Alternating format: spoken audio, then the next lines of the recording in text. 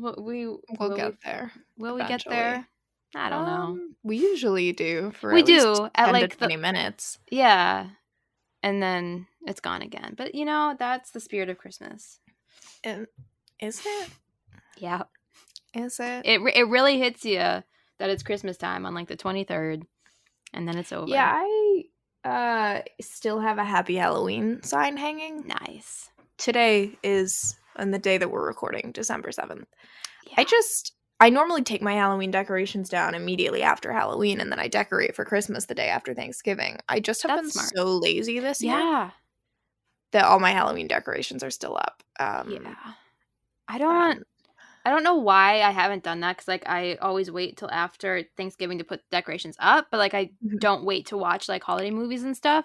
And then it like hit me that I was like, wait, I'm only gonna have this tree up for like a month. I put so much work into it, and it's a bitch to like put up and take down. And so it's probably gonna be up for like the next 3 months because laziness. I mean, you gotta leave the Christmas decorations up into January. Exactly. The 12 days of Christmas don't even end until the Epiphany on the 6th. Yeah. Yeah. I just, like, we have 2 trees, and then we get real ones for, like, our downstairs and upstairs. And we have one with lights on. They're not even decorated. And we got them the day before Thanksgiving. But I'm just like, there's no time. I'm just like, whenever there's a weekend, I'm tired, and then the weekend's over. Mm-hmm. And then it just goes and goes and goes, and that's what it's like to be an adult. I was thinking about that earlier today. I was like, wow, I just have to keep working. Yeah. It's terrifying.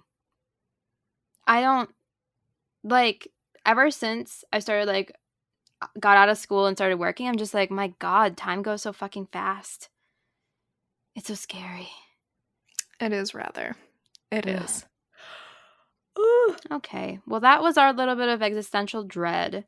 It's yawning and teeth chattering hour. It finally kicked in. For context. No, I'm just going to leave it at that. No background. I'm on a new medication, and I don't know if this is a result of that, but it only started happening after I started taking this medication that's been messing with my sleep schedule and stuff, so I have to assume that it's related to that, because otherwise I've developed a weird new symptom of something else being wrong.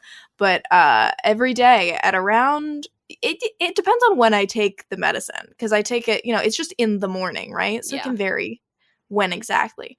But sometime in the evening, today it's around 7 p.m., there's like an hour where I get super sleepy, super drowsy, and I yawn incessantly, and every time I yawn, my teeth chatter for a little while afterwards.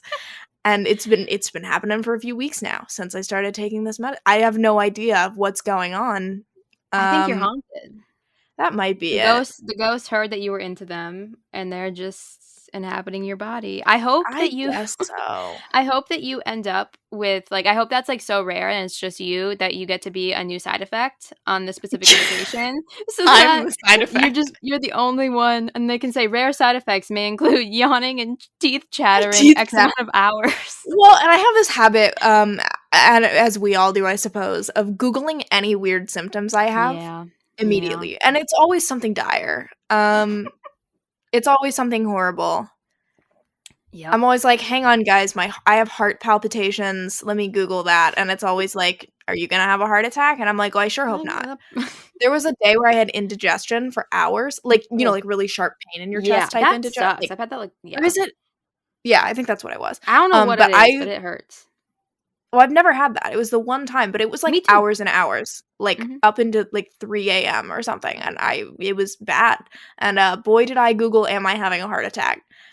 Many times. Anyway, where was I going with this? Oh, Googling weird symptoms. And I was like, why do my teeth chatter when I yawn? And they were like, well, you might have a rare nerve condition. It could be deadly. And I was like, well, I'm just not gonna worry about it. If it's deadly, it kills me, That's what so I work obviously like all day on my laptop, and so like I don't know why it is, but like my nails on my left hand get like these like spots on them. But like my nails, like white, like when the nail grows out, like the white part, they're like white spots, and I'm like, okay, I don't want to be a fucking Dalmatian. But then my right hand doesn't.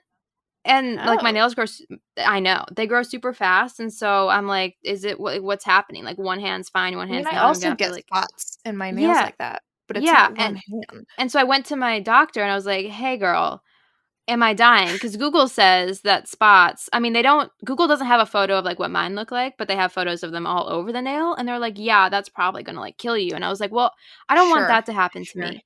And she's like, no, that's just, your nails are getting trauma from typing. And I was like, do I Oh, just like slam down my left hand that much harder than my right hand? Cause it's like that much clumsier. I don't know. But if that happens to you, you're not alone. We can join a club. And, that's just from working on the laptop. So we're I guess the all, moral of the story is just don't Google your symptoms. yeah, Just go to a doctor. that's true. I say after not going to a doctor for many years and having many, many symptoms to the point where every time I would complain about something, my parents would go, can you please go to a doctor? It's fine. Yeah, I remember when like I think I used to not want to go to the dentist, but the doctor was fine. But then you started having to get physicals and like get real uncomfy with these doctors. And I was like, you know what? Mm. And then I started like having like very good oral hygiene, like at like what, 13? Because I was like, actually, flossing is important. And so then the dentist was fine. Like I wasn't scared of cavities anymore because I didn't get them.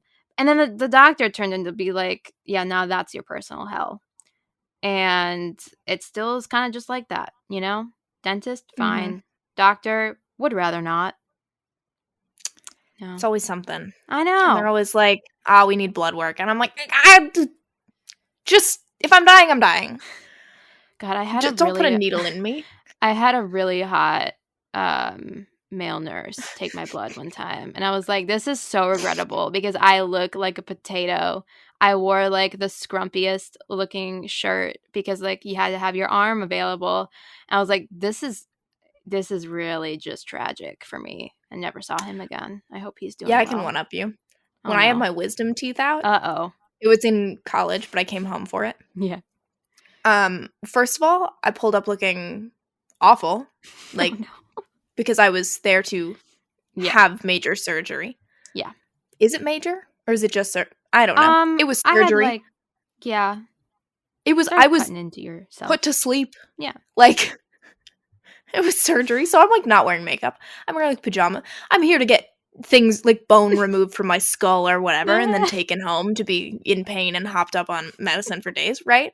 And the brother who I knew from being in marching band and mother of the guy that I had a crush on and off for about 6 years of my life, like Oh. middle through high school. His brother, who again I knew, No. and his mother were there. And I don't remember what exactly his mom said, but she made some comment that was like kind of a weird backhanded that was basically like, wow, you look rough. And I was like, okay, so love that. And then I went in, they put me to Yeah. sleep. They took and like coming out of it. First of all, I was like crying because every time I come out from anesthesia, I'm always crying. And the guy, I don't know if he was like a nurse or an assistant, what he was doing, I don't know. I was very medicated. But he was like helping take care of things, and then he like helped me into the wheelchair, like wheeled me out into the parking lot basically. I never knew him, but he went to high school with me. Like we graduated in the same year, and he was like a Oh. really hot soccer player. And Oh. apparently very nice as well. And again, like I didn't like talk to him, but I knew of him because he was a really hot, popular soccer player. He was so No. nice. But I do remember being like very like anesthesiaed up Oh. and being like, I know you. Like we went to school. Who are you? And he was like, oh, I'm like he told me his name. And I like remember having this conversation where I was like, I swear, like I know you. I know who you are. And he was very Oh. nice to me. And then I never saw him again. That So that does top mine because I got mine done in senior year of high school. So there was absolutely no high school person I went to school with working at the yeah, no. orthodontist. And now he was a hot dentist or something. I don't know what he's doing, I mean, actually. good for him. Bad for you. Yeah. That's really unfortunate. My mom, she drove me to my surgery, and I was just really grumpy getting out of the anesthesia. And she was so disappointed because I was just like pissed off. I was like, I want to be able to fucking walk myself. I was just not happy. And so she was just like all ready to record me being silly. and I just That's was never not silly. having it. It wasn't silly either. Both times Yeah. I've ever been, like, whatever, I come out of it crying, and I remember when I had my appendix removed, I woke up, and I was crying, and I was really upset, and then I became, like, conscious of the fact that I was crying, and I was apologizing to the nurses that were helping me, because I knew it was ridiculous that I was, like, laying here crying and, like, couldn't get myself under control, so I was, like, sobbing and also being like, "I'm so sorry, thank you guys so much for help." Like, I just got super polite and apologetic. So It's moments like those that, you know, really help me ground myself in romance novels. You know, when like there's a character doing something like so crazy and you're like, that would never happen. And then you do something so crazy and you're like, yeah, okay, I get it. I get the grind. Because I can see that. I can see that happening. sometimes we're just a little bit unhinged. It's fine. Yeah. Or a lot of it. Because it's Romance Your TBR, the name of this podcast, about unhinged historical romance novels. Speaking of one where there's a character who does something that I absolutely am like, that's ridiculous, but me too, girl. Today's episode. We're once again just pulling something out that we both read because the strike is happening and we're trying to avoid HarperCollins titles. We had to pick from a very small array of books to talk about that we've both read recently enough to talk about. And you may think that this book is from a HarperCollins imprint, but it's not. Thank the Lord. And it is seasonally appropriate. Yes. Look at us so being seasonally good on appropriate. us. Mm-hmm. A Wallflower Christmas. Before we delay that any longer. Yes. But by Lisa Kleypas, part of her Wallflower series, and that's why it's interesting because she published it with St. Martin's Press. And I'm like, honestly, Lisa, that's the best decision you've ever made because that really helped us out here. So it's like she knew. She knew. She knew. Yeah. She did. Yeah, and she named the character Hannah, and she's got brown hair, and she's got green eyes. So I really think Lisa was like, here, Hannah, of 2022. Have a present from me to you. And to that I say thank you. A hot American man named Rafe. My God. Like, bucket list achieved. Like, a Mary Jane Wells hero saying my name in the throes of pleasure. Like, we got it. We got it, guys. I can die now. We checked that box. We did check that box. I don't think there's an audiobook of it, but I just downloaded from my library. There's like a Christmas anthology of 4 different stories, one of which is by Lisa Kleypas. I don't remember what it's called. But the Lisa Kleypas one, I'm pretty sure the heroine is named Caroline, and I was like, oh, hell yeah. She knew. Unfortunately, the hero's name is Andrew, which is the name of a good platonic friend of mine. Like, he's very lovely and has a girlfriend, and so I don't love I hate when the hero is like the name of somebody that I know. Yeah. I mean, it's fine. I read one last night with Will and Abby, and my parents are Bill and Abby, and it even like Abby Abbie, and that's how my mom's legal name is spelled, Abbie. Yeah. So that wasn't great, but they were so different from my parents that I just ignored that. That's good. I'm it might be hard with Caroline and Andrew though. That is weird. Maybe he'll have wait, you haven't read it. Maybe he'll have like a nickname or like just his or a title. His title. Yeah, his that's what I'm hoping. Maybe he'll be a Drew. Drew. Be fine. Yeah. There we go. Drew looks at me. I had a crush on a guy named Drew. I played soccer so did one Taylor year. Swift. For 6 Degrees. I know, and I sang that song and I thought about him. He was the older brother of my next door neighbor who was my friend, and he played soccer, and I convinced my mom to let me play soccer. We got me pink shin guards, and that was a terrible decision, and she knew it going in. She was like, Caroline, you don't need to play soccer. That's so much running. I was like in the 2nd or 3rd grade, and she was like, you don't need to. I think this is a bad idea, and I convinced her, and I spent most of that season sitting off to the side of the field picking flowers instead of playing in the games. I played softball and volleyball, and softball, I'm an outfielder. I mean, I would prefer to be on the bench. Like, that's like, I would go to the coaches and be like, hey guys, the bench, I love it. It's like my home. Can I stay here? And they're like, why? I'm like, please, I don't want to do it. Because like, I loved the team aspect, but I hated like having to actually do sports. And so, like, when I was in the outfield, I get so scared of bees because I've never been stung by a bee. So, like, just the fear of being stung for the first time by a bee and, like, maybe going into anaphylactic shock because I don't know if I'm allergic. I would get, like... You wouldn't have an allergic reaction on the first sting. You would have it Well, on the that's second. good. I didn't know that. But I was also, That's like why you said, like... in The no. Viscount Who Loves Me, I've never read that one. Anthony's... Okay, but did you watch the show? Yeah, but I didn't remember it was the second sting. Well, it's notable because Anthony is like, we never understood like why he could be killed by a bee When he'd already been stung. when he'd been stung months before. Like we saw him Gotcha. get stung by a bee and nothing happened, and they were all confused about it. But it's because Interesting. you have to develop the allergy. You have to be Huh. stung first. Well, maybe the then second time softball would killed have him. like led to my downfall in that regard. So I'd be like getting chased around by bees, trying to just get some dandelions. And yeah. And then I became a manager in high school of multiple sports. And I was like, this is what I'm meant to do. This is my calling. Because I didn't have to participate, but I could still get on the bus and eat the food. And that's who I am in my heart and soul. And yeah, it was a good time. And a Wallflower Christmas was a pretty... Yeah, we sure did lose the plot again. Yeah, Wallflower it's Christmas. Yeah. Speaking of losing the plot, I read this a while ago, back when I was reading the Mhm. Wallflower series, and I have not reread it. You since probably then. remember it better than I do. I don't remember the main plot is the problem. I mean, I remember that it's like his dad has given him an ultimatum and he has to like marry, I don't know, Mhm. this woman or a woman. She's just got a a name. Don't remember. I don't know. Natalie.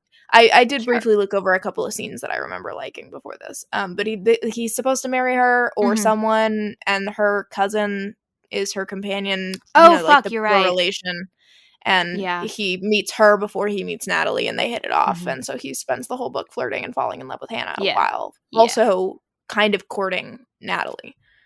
Yeah. But like not really, but like he's flirting with her. And He she's kisses flirting with her, him. and he was a little He bitch does. for that. He was a little Well, I mean, fucking he is bitch a for that. rake. I know, That's, like, but his it's whole just something thing. it's just something I'm not like a huge fan of when it happens, and like because but then the thing is like Hannah didn't do it, like she just was like, oh okay, and I'm like, you're such a good person. Well, it's not like they were dating or something. No, He wasn't like unfaithful to He was supposed to marry Natalie anyway. But it was just like a gut punch when the Natty was like, yeah, he kissed me, and she was like, what? Well, look, he didn't get his reputation. That is true. Dancing with ladies at balls. Ugh. Although I would say balls were probably involved. Okay. Yeah, because she was her companion, her lady's companion, because she was like the poor cousin. And so then the family was like, why doesn't like Hannah like investigate this rave person to make sure that like they're gonna be a good fit? And then Natalie was like, yeah, it's fine, I don't really care. And then some things happened in that plot. Like the first half I wasn't like a huge fan of, because like I'm not like the biggest fan of like when the one person is like already or courting someone else or like already engaged, and then obviously sometimes it works. This one ended up being fine because it was part of the larger series, and so you got like all those cameos, and that's what really made it for me. Yeah, so and like I don't really super remember cute. the plot. Yeah. I was like, this is fine. Yeah. I didn't like not care while I was reading it. Like I was, Mhm. you know, Yeah, they had a cute little story. But I definitely read it for the Wallflowers. And those are the scenes that I do. Well, I remember Evie and Lillian's. Well, because those are the only scenes that happen. Well, like, yeah, I guess. I mean, I vaguely remember Daisy and Daisy and Matthew and Simon and Annabelle, they're like there, but they don't get POVs and they don't get a sex scene, which I feel that's so targeted against me that maybe Lisa didn't write this for me. Because if she had known, true. I feel like she wouldn't have caused me such turmoil. Because immediately upon hearing Matthew and Daisy enter that fucking room, and Mary Jane Wells gave Matthew a random ass Irish accent. Oh, like, Mary Jane Wells. She has no reason to do that. I think Lisa simply forgot that she made this man from Boston and not just straight from Ireland. And so when Mary Jane Wells was like, do you remember? Lisa was like, no, I don't know. So then Mary Jane was probably like, yeah, we'll make him Irish. No, I don't think Lisa forgot. I think Mary Jane Wells read that line where it says something about Matthew's Irish roots. And she was like, oh, his Irish roots, which is ironic because she narrated Scandal in Spring. I I don't don't know how know. they could pass. Maybe they just like didn't have anybody else. They were like, nah, who cares? Well, that had to because then she also gave Westcliff the Yeah. worst, like most old man Why was sounding. he talking like that? That was a terrible, but it was bad. He like they has like it sounded like jowly and like Shakespearean, like very weird. He sounded and he was, like an talking old about British like yeah, grandfather character. yeah, and he was talking about wine, and I was like, is this the same Westcliff that I know and It was love? so jarring. I was so confused. So Mary Jane Wells kind of just like did not care for this audiobook. I respect it. Get the coin. But as soon as I heard Daisy and Matthew, that's all I could think about. So then I immediately had to go and reread Scandal in Spring. And then I read Devil in Winter because that's seasonally appropriate. And then I read Devil in Disguise because I also love that book. So I went on a little tangent there, lost the track, and then found holiday romances again. So I also want to reread Devil in Winter, but that's because when I went back to my digital copy of Wallflower Christmas and I was like, hang on, let me revisit my two favorite scenes from Wallflower Christmas. They are number 1, Sebastian coming back and surprising Evie and having an adorable sex scene. And number 2, Lillian asking Marcus basically if he was attracted to another woman and Marcus losing his goddamn mind, threatening to spank her with a saddle strap and then fucking her in a stable as punishment ? The best consequences part, quote unquote. The best part of Matthew, or not Matthew, see, he's always on my mind. Marcus, dare I say, is that he just like whenever he loses his shit, he's at his best. You know, like the end of the Autumn book, him just like being so flabbergasted that she thought he was like having an affair, and then she was like, "No, like I know you wouldn't do that, but I thought you were like thinking about wanting to do that," and he was like, honestly, that's worse. Like, when would I have time? So offended. Well, and that's when I went back and reread. That's the funniest part of it is him going, I don't know how you think. Something about, like, I don't know how you think that I could possibly want someone else when we spend every night together. Or have time for someone else. Yeah. Because, like, he's like, I literally, like, I am exhausted. Like, we tumble the sheets every freaking day. Like, where would I get, like, I'm, like, he's so real for that. Yeah. He's like, girl. He's so it's the like indignant outrage that makes me laugh because he's not even like, oh my god, like how could you think that? Like I love you so much. He's just like, how fucking dare you? How could you even imply? What is wrong with you, Lillian? Come out to the stables with me and look at this horse right now. And she's like, we can't have sex. There are some things that should not be done in front of horses. No, children are horses. Yeah. And he says, there are no children here and my horses don't gossip. Indignant outrage is like some of the best parts of like Heroes part of like the nobility and stuff, because like even in Scandal in Spring when Lillian was giving birth and like the indignant outrage of the doctor just not showing up when they needed him, and Marcus just loses his shit, and like just when these men who always get what they want and then they get told no, and the indignant outrage is just always so good, especially when they're just like so just have no concept of real life. I love Marcus. Yes. So much. Yes, and he only gets better. He only gets better. He was fine and It Happened One Autumn. I liked him quite a lot. The end made him. The end made him. I was like, that brings the book up. I enjoyed it. Losing his mind. Every subsequent Marcus appearance is so good that by the end of the like Ravenels, I'm like, why? I love Marcus. Yeah. I'm in love with him. And I didn't. That short, ugly man. He's not ugly. Well, they make a point to say hot.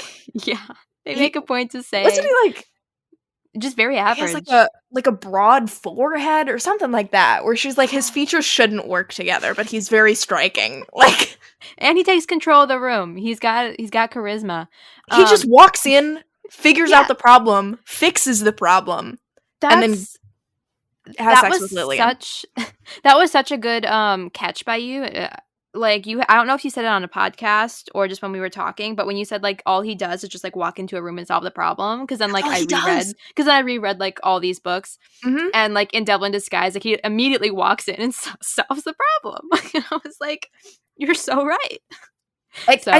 Devil in yeah. Winter, he just shows up, like, has a little awkward conversation with Sebastian, and then spends, like, the entire rest of the time that he's in that book just, like, keeping Sebastian from dying.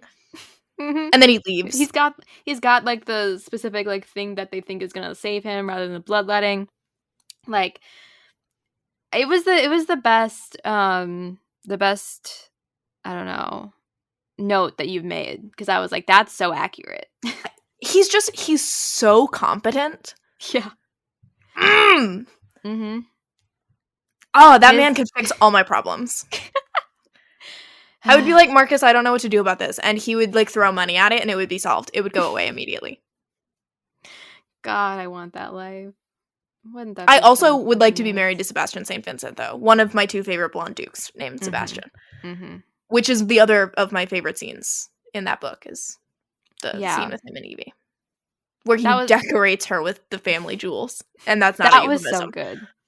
That was so cute. And she's like, Sebastian, you're not supposed to decorate me. And I was like, I want a man to drape me in diamonds. See, that's the type of, like, holiday homage that I need in, like, a holiday novella. Because, like, we were talking earlier, like, so many of them just, like, skirt the line of just, like, being seasonally relevant so that they can, like, be marketed this way, and then they're just not. And so, like, my note is always just give me more of the holiday that's being, like, represented, because that's what I'm here for. Like, it's December when I'm reading this, most likely. And so decorating her like a fucking tree in the family jewels while she's naked, like that, she understood the assignment. Your Christmas box. Yeah. She understood the very assignment. Christmassy. Yes, like, exactly. You decorate the tree, and she's got the whole thing where the wig or the toupee ends up in the tree, which I am just now in this moment remembering was so cute. And then the Christmas Carol. The Christmas Carol actually did make that was the best scene, or the best set of scenes. Yeah, for their relationship, for the main relationship, right? Was that she would, like, read the Christmas Carol to the children, and, like, it was kind of like he was supposed to kind of be the Scrooge-esque character in the book, where he, you know, all he values is scamming people, basically. Like, his whole thing was that he would invest their money, lose them the money, like, drive them into bad investments, but then, like, he would get to keep the money that they give him. So, like, he's kind of, like, a little bit Scrooge-ish. What? Yeah, so, like, his whole thing, because he's part of the frickin' Bowmans. I don't remember any of this. I thought he was just a business guy. No, and so he would, like, his whole thing was that he would tell people to make bad investments, basically, so he could, like, get the capital off of it, but then they would kind of, you know, have no money left. And then she was like, well, that's not very nice of you. He's like, I don't have to be nice. Like, they shouldn't invest with me then.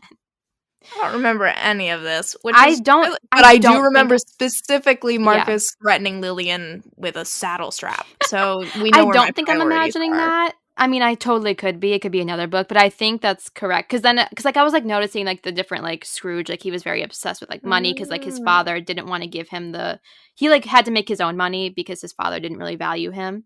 Right. And then, he liked Matthew. Yeah. And then, so then he was, like, watching her read the Christmas Carol to these children. And then he would, like, he took Natalie the first time. He, like, walked in, they were just, like, creeping over the corner. And then she's like, hey, let's go. Like, I see you making eyes at her. Like, I don't like this. And he's like, no, we're staying. We're watching her read the Christmas Carol to these children. And it was very adorable. And then he continued to show up when she was reading. I love a little, like, it's very like the scene that makes me want to scream in The Sound of Music, where she's watching him play the guitar and sing with his family. Well, that's why we were trying to do a kid episode. That's why we were trying to talk about people being cute with kids. In this instance, it's not about the kids. It's about, like, watching them do something very. I read another holiday novella that was very good called Love in the Stacks, and she's a librarian and he's an archivist. That sounds good. It was very good. It was short and spicy, and they get snowed in together at a library overnight. That's perfect. And they, like, do their little Christmas party, and there's a, like, Christmas story time for the kids where she's reading to them, and he comes in and, like, listens to the story and makes a comment and leaves. And I was like, no, it's fine. I'll just cry. It's fine. It's just so soft. Well, and they're always, like, leaning against the doorway. Yes. That's, like, specifically, I think, referenced in this book. Him just, like, leaning casually against all these doorways. Which shouldn't. Why is that a hot thing? Love a man who leans Who has no his shoulder against a door. I don't know. Like, I stand bad posture. Like, what book is it? I'm going to need a little bit more than that. Oh, is it? It's Beach Read, where Gus never stands. He's always leaning on things, and she makes a comment about like something about like he's like weighed down. She's like, he just doesn't stand up straight. I'm weighed down with the ghosts of my past. Well, in Augustus Everett's case, that's fact. It is fact. God, I love that man. He's my favorite of the Henry heroes.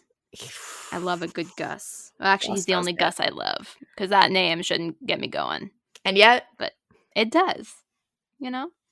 Anyway, but I have a whole section of books in my kids list that are just people being good with children. So not even like the children being really relevant, but it's just like no, it's the people how they viewing, with it. Yeah, or like viewing, and then like they ovulate because they're like, oh shit, that was real hot, right? You know. So there's also like a great line in another Christmas novella that we're not going to talk about right now, but we'll talk about it in our episode.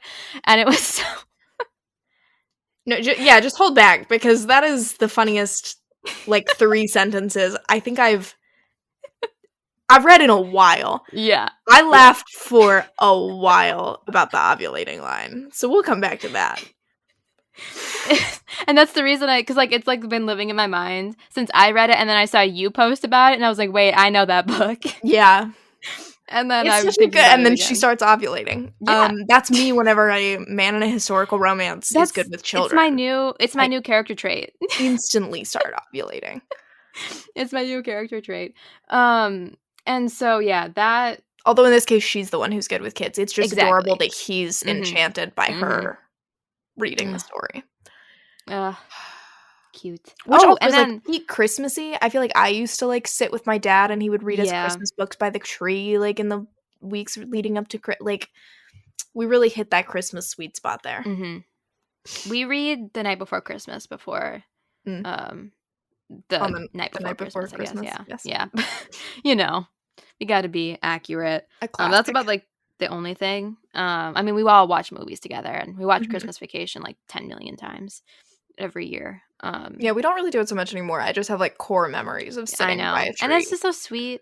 I have this visceral memory of just like walking upstairs, because like I said, we have 2 trees, and so like walking upstairs, and like the upstairs tree is still on, and that's the one with our like clear lights and then like red and white ornaments, and then our downstairs is all like our fun lights and like throughout the ages ornaments and stuff. And I have like the vivid like scent memory of like walking up, smelling like the tree because it's a little bit hot from the lights. And then like it's Christmas break because I was a kid and like didn't have anything to do besides like sit upstairs and like sit by the tree, and just like the smell now of any Christmas tree just like reminds me of that.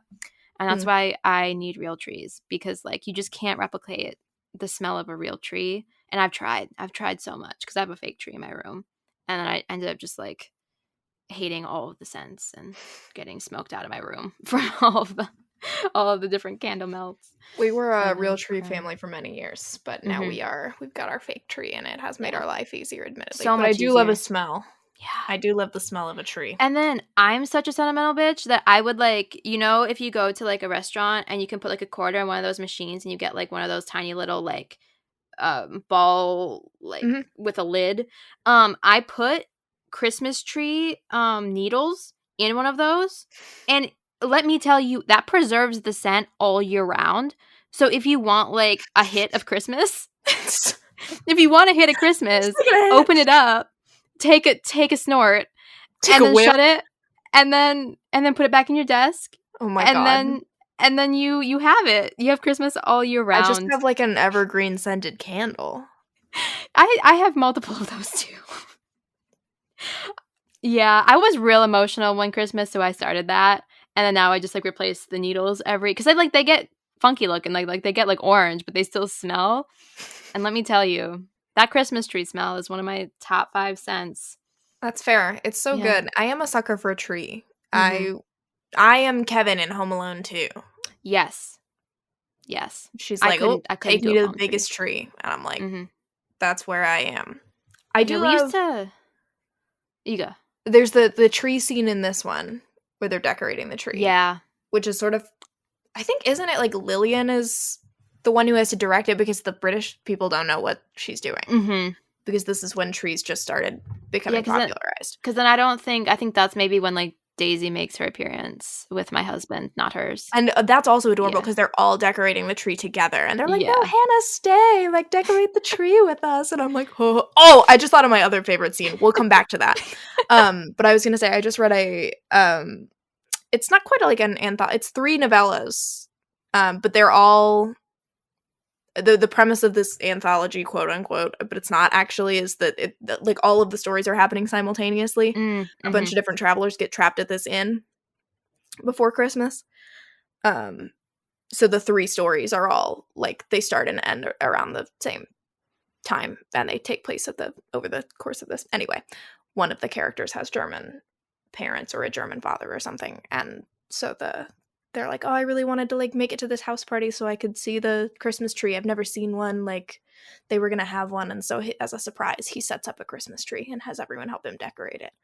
And it was like such a funny. It's one of those like weird historical things where like the concept of a tree, like a Christmas tree, was new to them. Yeah. Or like coming from, I guess, Germany. I don't know what the history of Christmas trees are, but I assume the Germans. And so they were like decorating it with like jewelry and spoons and like anything that would shine. And then he would have the lanterns, like gas lanterns, behind the tree so that it would like shine through the branches. Oh, that's smart, but also maybe a little bit of a fire hazard. Well, and they talk about that too, where he's like, well, normally you would use candles, but we don't have any of that, so we'll like do it so it's behind. And he like worked in the theater so he could do all the lighting and whatever. It was interesting. I always forget in like historical romance that like our customs just aren't maybe around. So like whenever like they talk about like running water or like I'm just like, oh my, like I don't know when that, but then I don't know when it started, but then like I'll read a historical romance with running water and it's not like a new thing.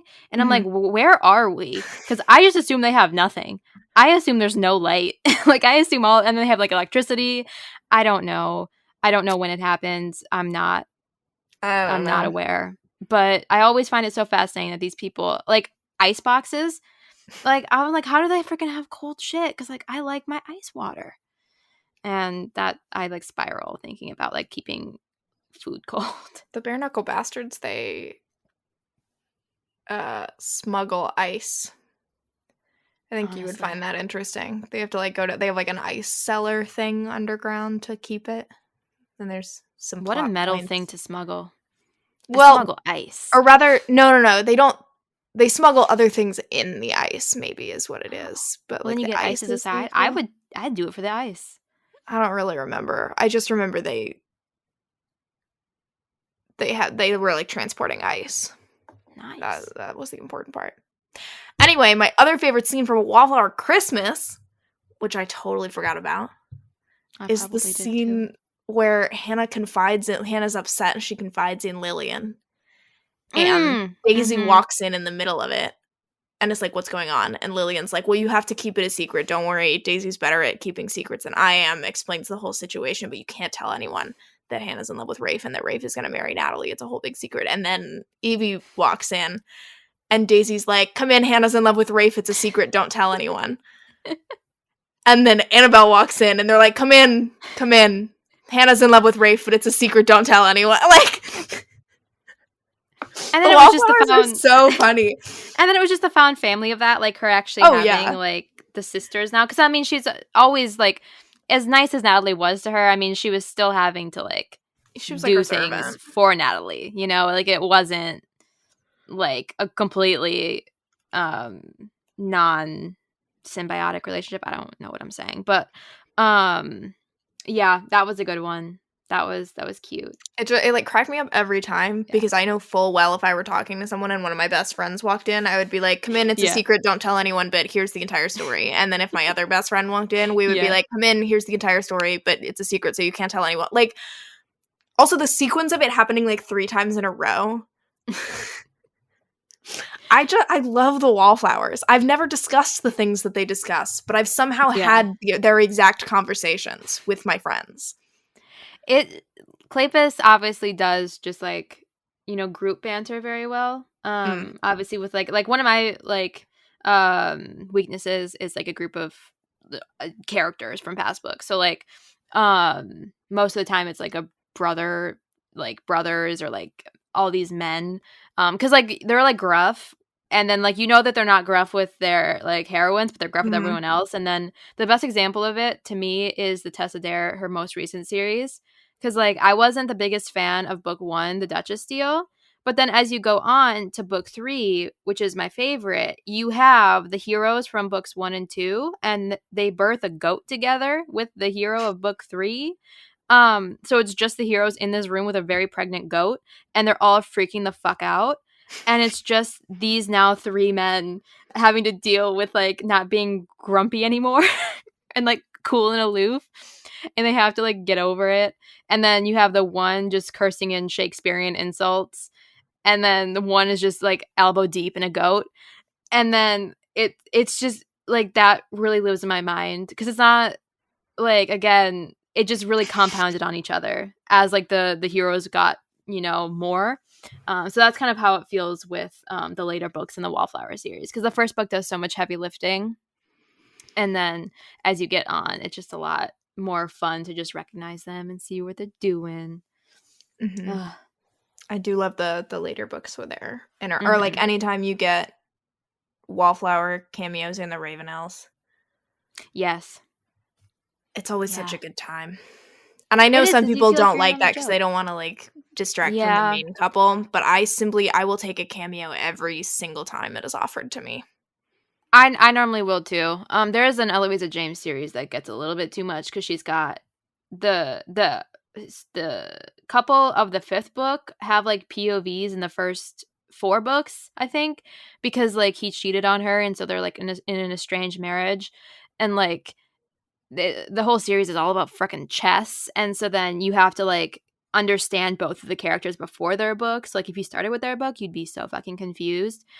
And they like basically take over the plot of like every book prior, which didn't really matter because like Eloise is a good enough writer.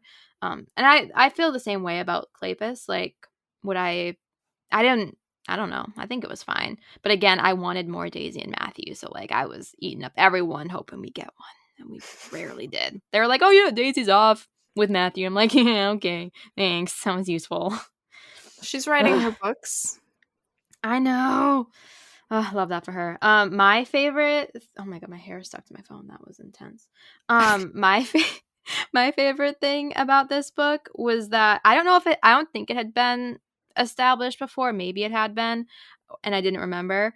But she named, like, Lisa Kleypas had the audacity to name the 3 Bowman brothers Rafe, Reese, and Ransom, which is just the most intensely sexy like group of hero names ever.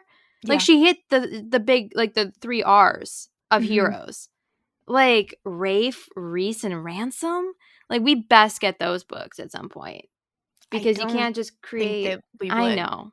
She'd have to go back in time. But those are the kids of the. Oh yeah, you're right. Because they're not like the kids. They're contemporary with the Wallflowers. Rough.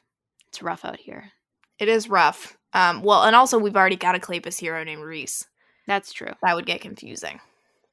I mean, but I understand your pain. Out of the genre, I feel like there are so many heroes named Reese that I would just go for it. I'd be like, it's typically fine. That one actually might be interesting because typically a Reese is going to be Welsh.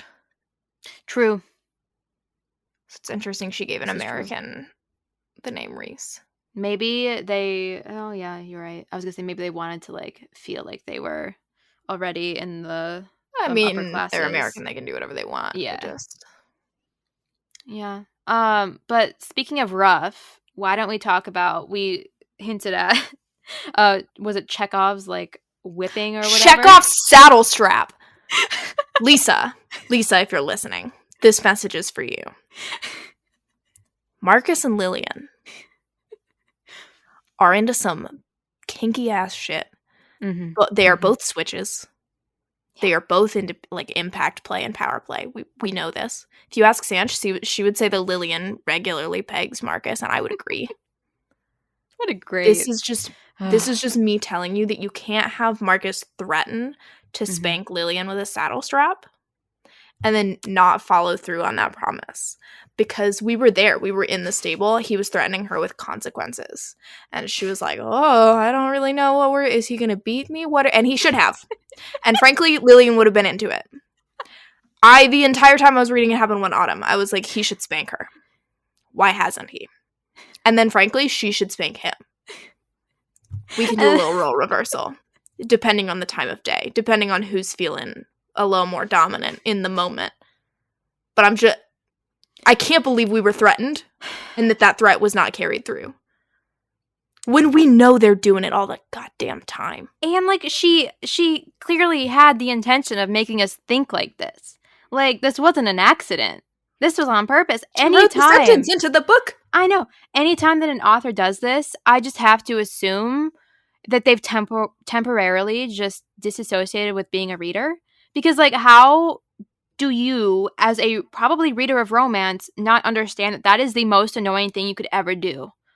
Like, is just, like, place Chekhov's handcuffs, Chekhov's whip, Chekhov's saddle, whatever strap. Like, how do you do that? Or, I mean, there's, like, a whole Joanna Shoup book where he's like, I'm gonna fuck you on this desk. And then he never fucking fucks her on the desk. And I'm like, why would you do that? There's a Kate Bateman where he's like, I'm gonna make love to you in the sunlight. And he never does.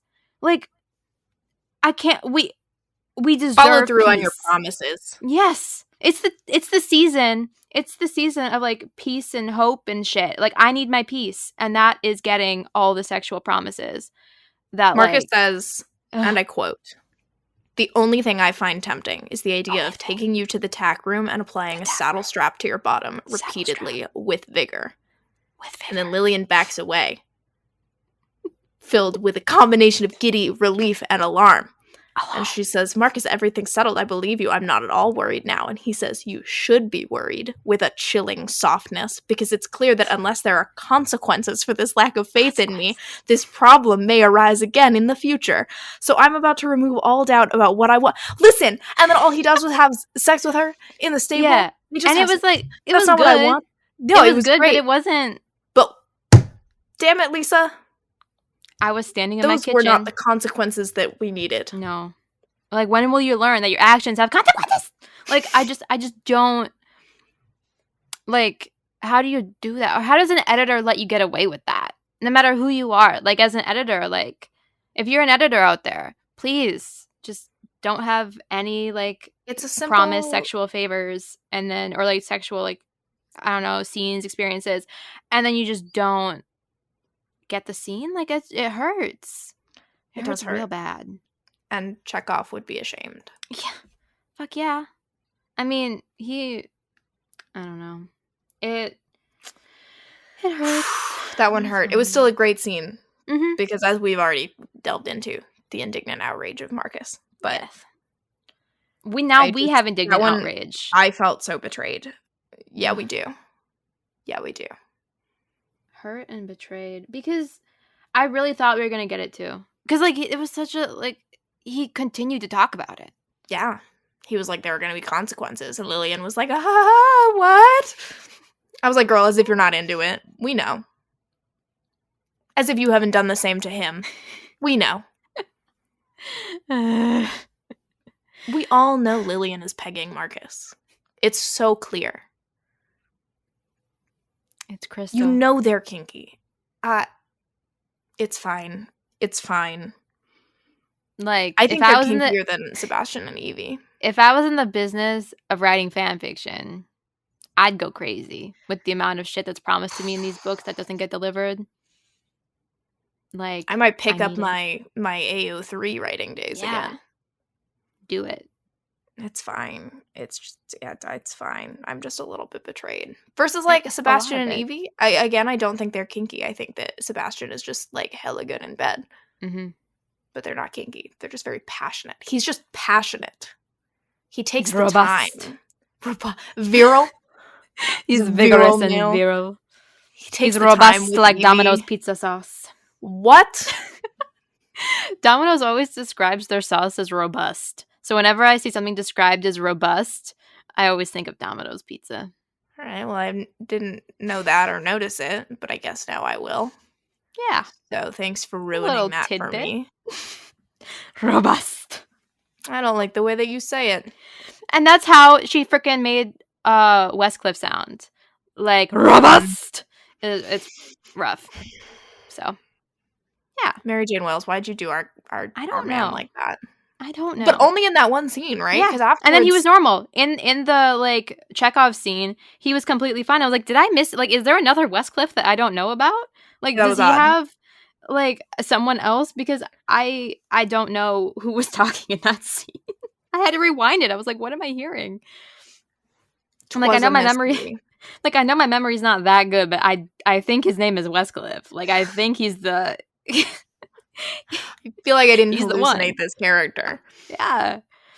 Yeah. I truly... You know, I wish I could just give 0 fucks like that. I unfortunately give too many fucks. We're handing him out like candy on Halloween. Yeah. Or candy canes at something relevant to the holiday season. That I get a lot of candy canes handed to me. Metaphor. Thank you. I am, some may say, more half-baked than a Shakespeare. That's who I am. Some might say. You can't disprove it because we don't know. Out of every person in this world, some could say it. If I paid them a lot of money. Battering is back. It's fine. It's normal. It's not nerve damage or something. God. That's so... I do hope you end up in one of those fast portions of a medication commercial.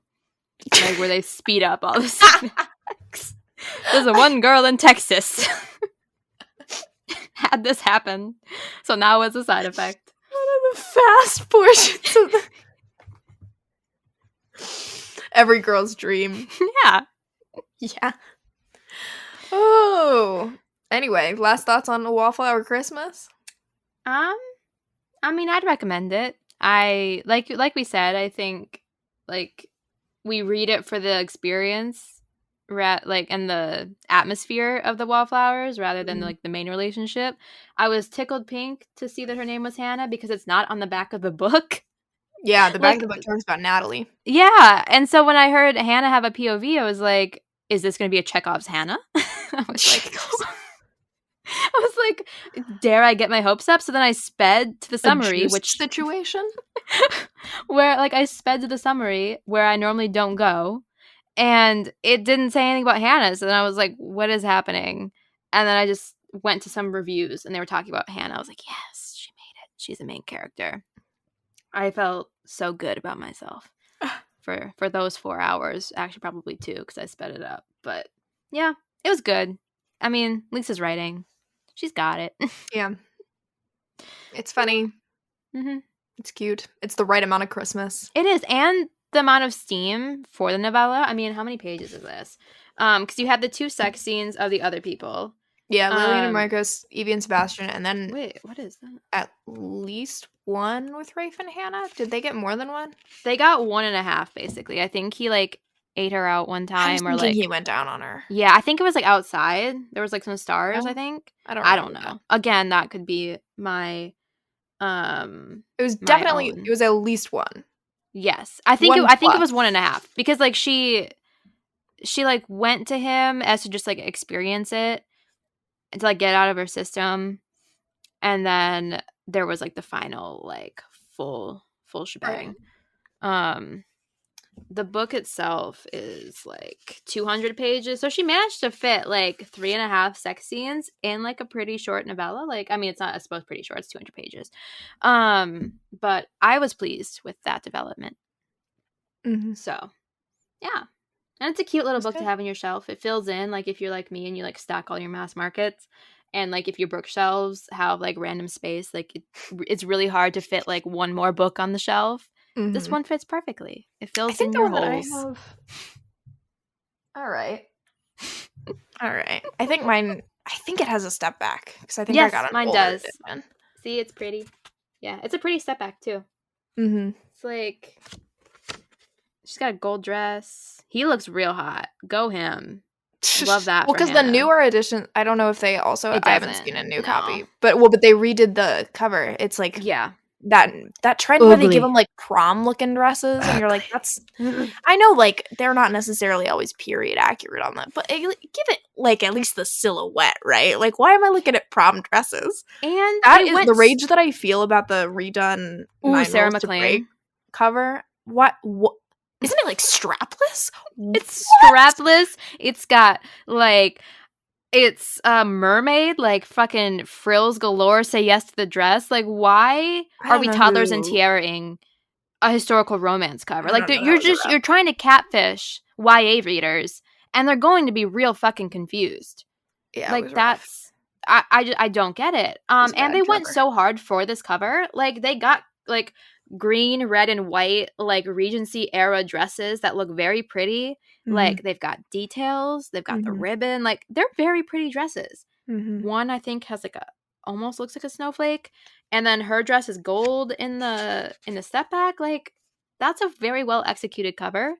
And knowing what the state of covers like are now, pain is all I feel. Devastation. Because in the romance community, we have had some very ugly covers recently, and it hurts. Not to name names, but yeah, there have been two specifically rough ones. Like, I shed tears.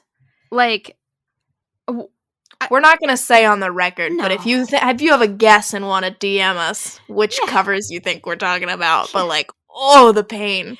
One has barely been talked about. I tweeted about it. Damage. I tweeted about it because I had to. I couldn't live with just that knowledge inside of me. Like, I had to get it out. And so I tweeted about that one. And then the other one had got some coverage that's all lies. Like, no one can like that cover. And then the amount of people like, "Whoa, it's so pretty." I'm like, "Oh, you're a lying liar who lies." Like, it's devastating. It's devastating. Anyway, that's my villain origin story. Ugly historical romance covers. Yes. Yeah, I mean, sleep with one eye open. I mean, these ones have heads, but at what cost? You know, like. But at what cost? Yeah. Sometimes I don't want to see your face. Yeah. Well, that's so mean. I'm a little bit mean sometimes. We got shades of bullying. Shades. We don't know what covers we're talking about. No. Never reveal it. It would take just days and weeks of research to find out. But the disservice they do to these models is quite sad. They have to they just like fuck them up so much because they're beautiful people. Yeah. And then they just take Photoshop. One. Okay. I don't know about that. The other one, definitely, she's gorgeous. Just take Facetune, Photoshop, take it away. Like, just take it away from these designers. Like, I don't know what to tell them besides that. How did you, like, part of it, it has to be just, like, no staff. But then they put out very good covers alongside these very bad ones. And I'm like, where did I go wrong? I lost my friend. Like, somewhere in the wilderness or whatever, however that goes. I mean, we're in the woods, guys. This is real. We out of the woods yet? No. Out of the woods. I remember all the good fucking fonts. Like, Samara Parrish on Twitter, she was like, yeah, apparently Walmart wanted headless covers because that's what Bridgerton did. And then they didn't sell because they're ugly. And then Walmart was like, we don't want these headless covers because they're not selling. And then they've started to roll back, but they've started to still stay in like the very modern photo feel for some of them. And I just don't know what they're trying to do with like sans serif font. Like, the font that they did on that Beverly Jenkins book is like Comic Sans. It's like so close. It was so trying to be Comic Sans. And I'm like, why would you do that? And the fact that we had an original cover that was gorgeous, like the models, and they stayed the same and they're like still beautiful, but their heads got chopped off. And then they gave the worst fucking font that I've ever seen. But that's my rant. It's a real bummer. It really is. You know who's killing the cover game? Well, not to shout out my own publisher, but we've kind of killed some covers recently. Yes. But that was not who I was going to say. The historical cover game, Entangled. They got it. Entangled? They got it. I haven't read a ton of. I've got some on my TBR that I really need to read, but even their covers, bangers. Well, because they understand. I mean, appreciate that so much. I understand they all look a little similar. It's all like a woman I in a would prefer sweeping that. dress with a handsome man, but like, I want a sweep me away, like with your sweeping dress. Like I just like they consistently, honestly, for that Eva Devon series, that they did good work with that. And Stacey Reed series, the first book, the purple one, they got a little Photoshop heavy. I don't know what they did to that cover. But the last two, very pretty.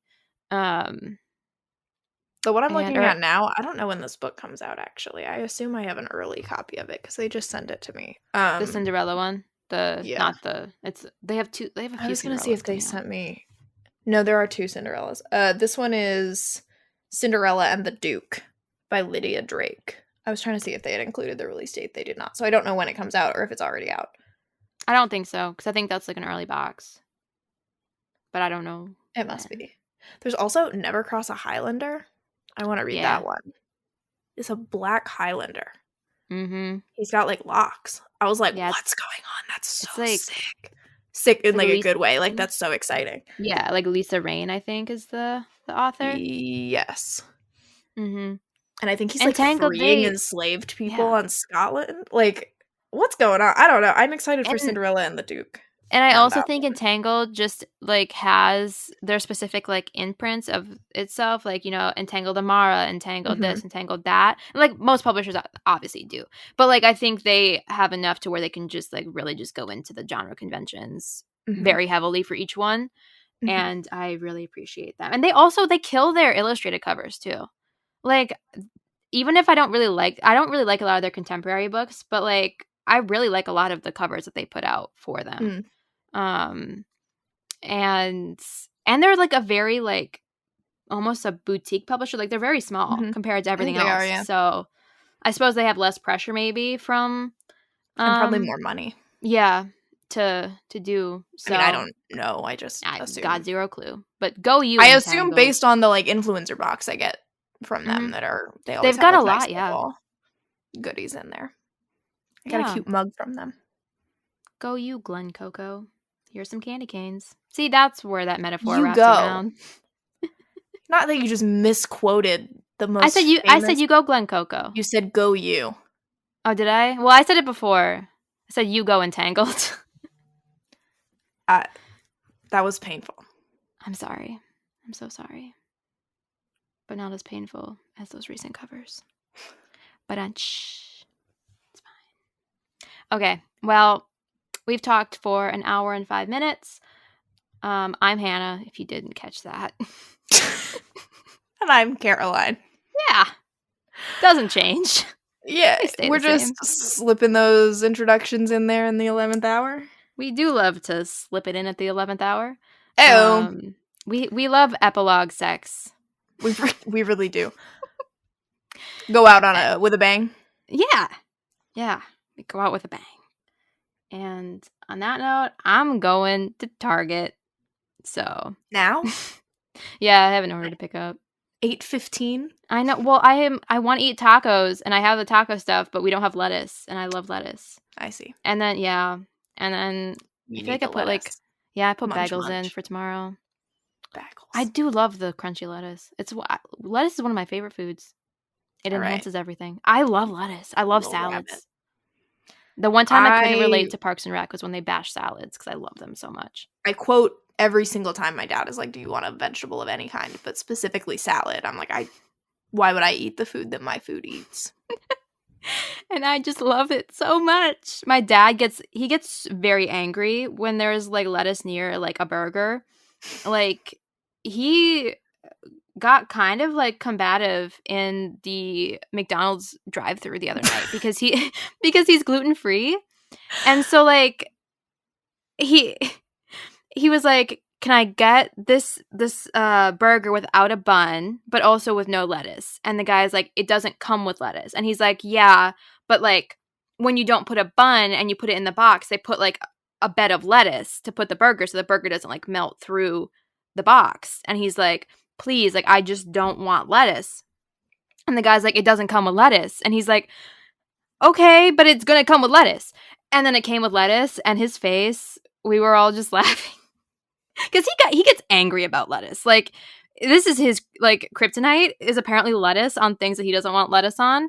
And this is just bizarre because like lettuce doesn't have a flavor. Like it doesn't, but he gets really passionate about not having to pick off lettuce. I mean, there was one time when they put like the entire box was full of like lettuce, and that was, I think, his breaking point. And so then this time I think he made it a point to talk and be like, hey, can you not? And they still, because there must be like, it must be what you have to do if it's like gluten-free without a bun, because they don't want to put, and they always like also put the cheese first. I'm like, why would you put the cheese first and then the burger? Because they got rid of their like plastic things that they used to serve the gluten-free burgers in. But yeah, that's his villain origin story, lettuce. And I love it so much. So I'm taking the midnight train to go get some lettuce. And that's where my life is at.